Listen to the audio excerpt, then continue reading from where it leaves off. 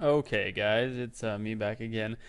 This is attempt number 2 at posting the Sunday night video.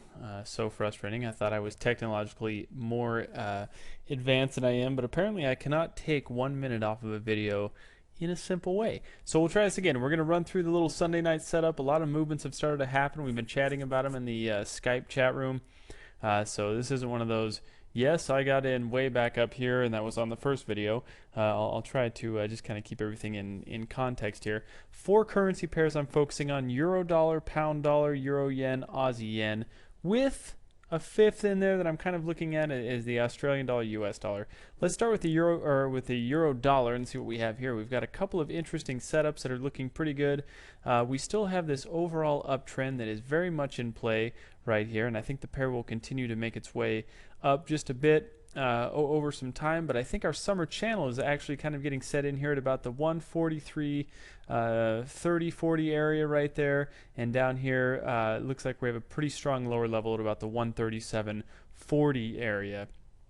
So you can see that we're working with an overall uptrend, but we have a short-term downtrend here that has been in effect for a good solid month now. I think this pair is going to continue down nicely. It's currently trading at 39.90, 91, 92, and I think it's going to give us some pretty fair downward movement to A, the bottom of this immediate trend channel, B, to at least this lower level, which could be a strong lower level in the summer trend, and C, to probably the lower area of the overall uptrend that we're in. So it's got plenty of room to head down, and I think that's which way it's going. So I'm going to be trading it according to that. I'd like to see it break through. First of all, it broke our Friday low, and I'd like to see it continue on through this gap right here.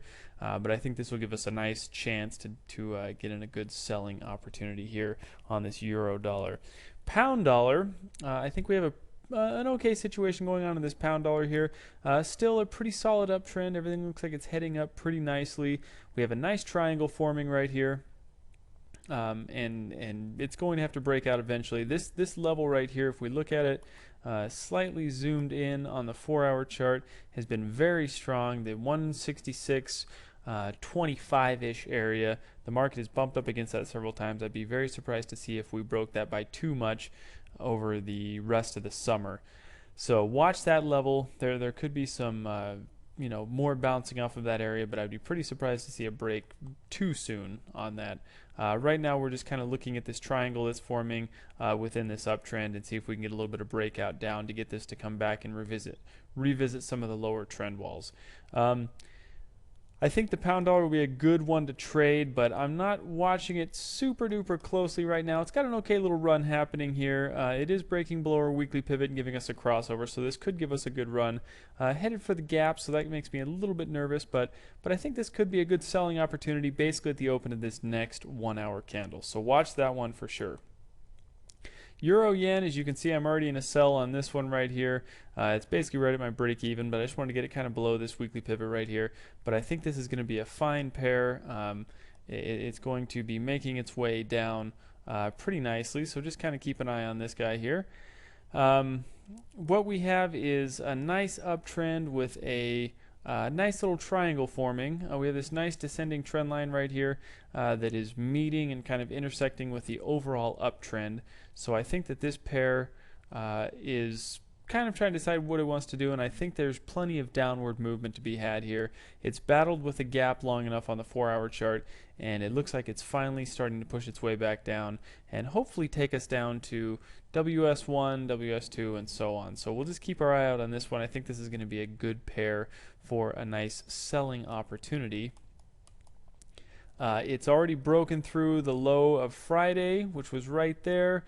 Gave us a little kind of a dip and then a retrace back up to that red line, and it's pushed right back down again. And I just wanted to make sure it could get below that weekly pivot there. So that's kind of one thing that I was looking at.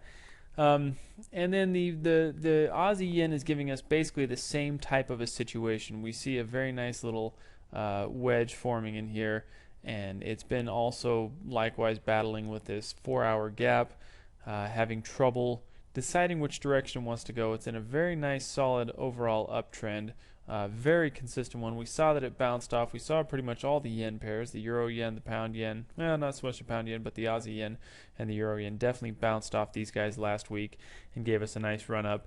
And I think it's finally, it's bouncing off this upper trend line here, and I think it's finally starting to make its way back down to retest this level and possibly beyond. So let's watch for that one. Like we said, it did break the low of Friday already. So this one is well on its way downward, and hopefully it can make its way somewhere down towards some WS1 down here. So I think that those are some 4 really good pairs to keep an eye on. I think everything that we just looked at basically should be heading down.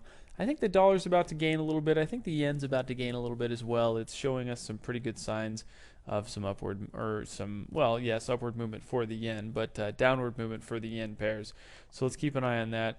Aussie dollar, we have a very good little situation here as well. Nice little wedge kind of forming in this whole area. And I think that it's, well, it looks like it's about to give us a 4-hour crossover, and the 1-hour chart has already given us that pretty well. Broken below the weekly pivot. It's below the gap. Let's zoom that in just so you guys can see that perfectly. Below the gap and the weekly pivot, and it's just trying to make its way down from here. So let's just keep our eye on this. Hopefully it can make it down somewhere near WS1 and on to the lower trend line. Few things to remember right now, folks, that's very important. We are in full effect with summer trading.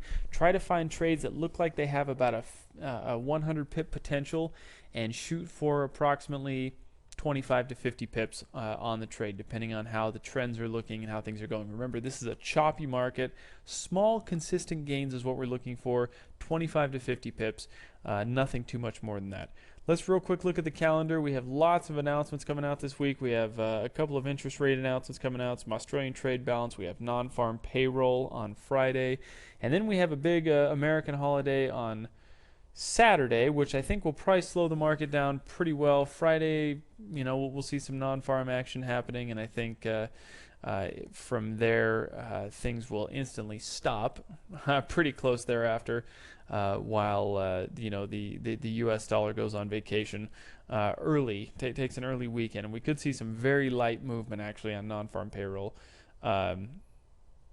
Or excuse me, it's non-farm payroll is going to be on Thursday. Oh, I just barely noticed that. That'll be on Thursday as opposed to Friday, which it typically is. So Friday pretty much is going to be a dead day in the market for any of the dollar pairs. So just watch out for that. I think we're going to see some dollar recovery, so just watch for the setups. Make sure that everything, the key levels are broken and that indicators are telling us that pairs are going this way. But this pound is looking very good. The euro is looking good. The euro yen is looking great. The Aussie yen is looking great. And the Aussie dollar is looking great. So I think we'll have some very nice pairs coming up very shortly here with some nice downward movement. So stay on the live chat and watch out for the webinars, and we'll see these things happening much sooner than later. Thanks, folks.